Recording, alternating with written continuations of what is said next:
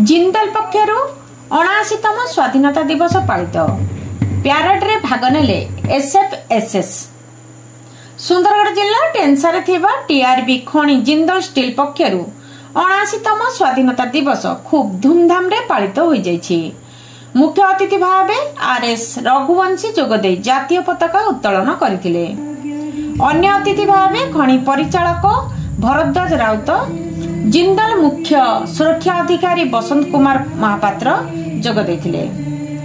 प्रथमे Jindal steel chairman नवीन जिंदल पठाइथिबा वार्ता को मुख्य अतिथि आरएस रघुवंशी पाठ करी समस्तंकु अवगत कराइबा परे समस्त कर्मचारी मानकु उद्बोधन देथिले।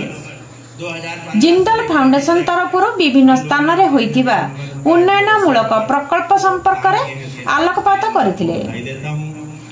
टेंसा जिंदल मुख्य सुरक्षा अधिकारी तत्वावधान प्यारेड करा जायथिला।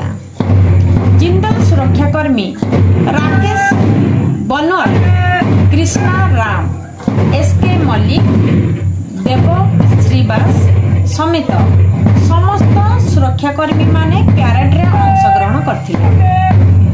विभिन्न विभागर कर्मचारी मानकु मुख्य अतिथि आरएस रघुवंशी पुरस्कृत करथिले।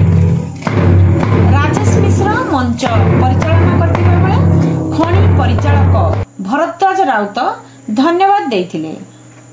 प्रशासन विभागर अनंत पंडा, रश्मि रंजन नायक, तन्मय बारिक, सोमनाथ मिश्र प्रमुख परिचालना करथिले।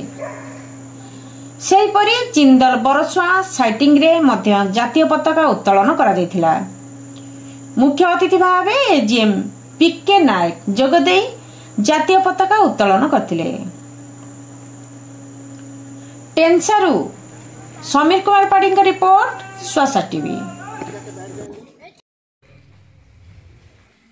तो यहाँ पर